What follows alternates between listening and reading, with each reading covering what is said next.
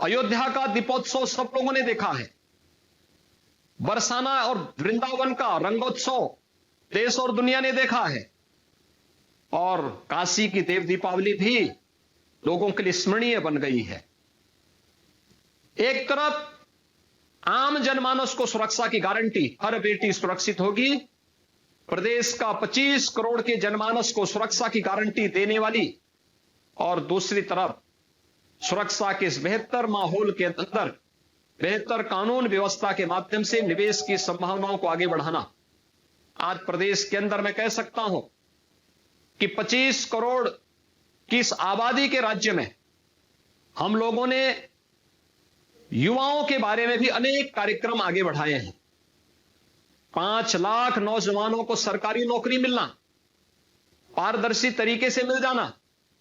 नौकरी के माध्यम से कोई भी व्यक्ति ये नहीं कह सकता कोई भेदभाव हो, पूरी पारदर्शी तरीके से। पिछली सरकारों के समय जिस प्रकार की स्थितियां होती थी, हम सब इस बारे में देखते हैं कि पहले क्या होता था। अगर हम समाजवादी पार्टी और बहुजन समाजवादी पार्टी के 10 वर्ष के कार्यकाल को देखें तो 10 वर्ष के कार्यकाल के दौरान हम लोग इस बात को देखते हैं कि उन 10 वर्षों में मात्र 1,90,000 सरकारी नौकरी निकल पाई थी, लेकिन वह भी तमाम प्रकार की शिकायतें उसमें थी। आप सब जानते हैं उस समय क्या नहीं होता था, भाई भतीजावाद होता था, पैसे का लेन देन होता था, हर प्रकार से उन सभी प्रकार की बुराइयों का वहां पर बोलबाला होता था। लोग देखते थे किस प्रकार की शिकायतें आती थी। कोई भर्ती निकलती थी, पूरा सिपाही खानदान वसूली में निकल पड़ता था, या जिस पार्टी की सरकारें होती थी उससे जुड़े हुए लोग वसूली में निकल पड़ते थे। युवाओं के भविष्य के साथ खिलवाड़ होता था, नौकरी विवादित होती थी और उसके बाद न्यायालय को उस पर रोक लगानी पड़ती थी। लेकिन आज मैं कह सकता हूं कि पिछले 5 वर्ष के अंदर उत्तर प्रदेश के अंदर जो भी भर्ती हुई है, उन 5 लाख युवाओं को सरकारी नौकरी बिना भेदभाव के मिली है, मेरिट के आधार पर मिली है, और किसी भी प्रकार की शिकायत किसी भी युवा को इस मामले में उत्तर प्रदेश के अंदर आज के दिन पर नहीं है।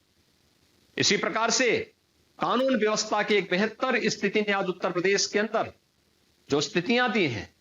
आज उत्तर प्रदेश 1,61,00,000 से अधिक युवाओं को न केवल निजी निवेश के माध्यम से बल्कि अपने परंपरागत उद्यम को एक जनपद एक उत्पाद के माध्यम से आगे बढ़ाने के फलस्वरूप उन्हें रोजगार और नौकरी की सुविधा देने में भी उत्तर प्रदेश को सफलता प्राप्त हुई है। आज के इस अवसर पर हम लोगों ने जब आत्मनिर्भर भारत के आदरणीय प्रधानमंत्री जी के इस अभियान के से प्रेरणा लेकर के उत्तर प्रदेश के अंदर परंपरागत उद्यम को आगे बढ़ाने का काम किया, उसका परिणाम रहा कि बड़े पैमाने पर परंपरागत उद्यम से भी लोगों को जुड़ने का अवसर प्राप्त हुआ और उसके माध्यम से भी